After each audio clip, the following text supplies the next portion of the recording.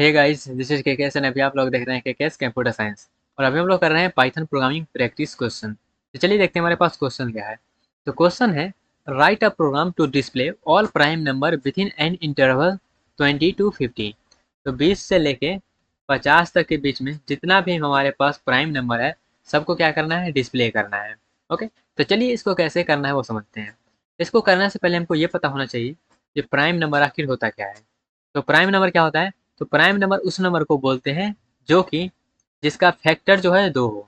जिसका फैक्टर क्या हो? 2 हो। मीन्स जैसे मान लेते हैं 7 का एग्जांपल लेते हैं। तो 7 किस-किस से डिविजिबल है? 1 से डिविजिबल है एंड 7 से। तो इसका कितना फैक्टर है? इसका 2 ही फैक्टर है, 1 है और 7 है। उसी तरह से और एग्जांपल लें तो जैसे मान लेते हैं 11। तो 11 1 से डिवाइड हो रहा है और 11 से। तो इसका कितना फैक्टर है? इसका फैक्टर है 2। तो जिसका 2 फैक्टर हो उसको बोलते हैं प्राइम नंबर। इसको कैसे करेंगे उसको समझते हैं।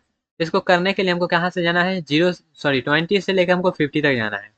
तो जब हमको 20 से 50 तक जाना है और हमको एक ही काम को बार बार करना है, जो 20 तक से 50 जा रहे हैं, जैसे 20 गए फिर 21 गए, और हमको बार बार चेक करना है जो नंबर इवन है, सॉरी प्राइम नंबर है कि नहीं। तो हम क्या करेंगे? लूप चलाएंगे।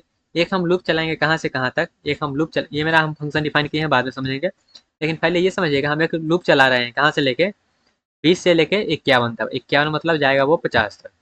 तो 20 से लेकर 51 तक इसलिए चला रहे हैं ताकि एक एक नंबर को हम लें और उसको चेक करें क्या वो प्राइम नंबर है कि नहीं।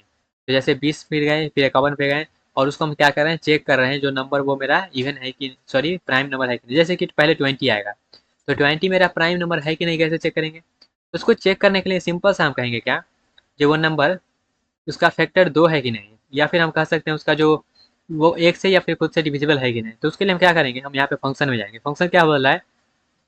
इज प्राइम मतलब प्राइम नंबर है कि नहीं चेक करेगा। तो यहाँ पे एन आया, एन मीन्स यहाँ पे जो भी वैल्यू हम दे रहे हैं यहाँ पे आ रहा है। ओके, उसके बाद ये चेक करें कि क्या वो नंबर जो है लेस देन 1 है। अगर नंबर लेस देन 1 होगा तो हम डायरेक्टली रिटर्न कर देंगे फॉल्स, मतलब वो प्राइम नंबर के कैटेगरी में नहीं आएगा। वहीं पे अगर हमारा नंबर जो है पॉजिटिव नंबर है तो हम क्या करेंगे? हम चेक करेंगे। हम कहाँ तक चेक करेंगे? जैसे कि मान लेते हैं हमारा नंबर कितना से डिविजिबल है। ये नंबर 1 2 3 4 5 6 7 8 9 10। अब 10 तक हम इसलिए जा रहे हैं क्योंकि 11 से तो ये डिविजिबल होने वाला है नहीं।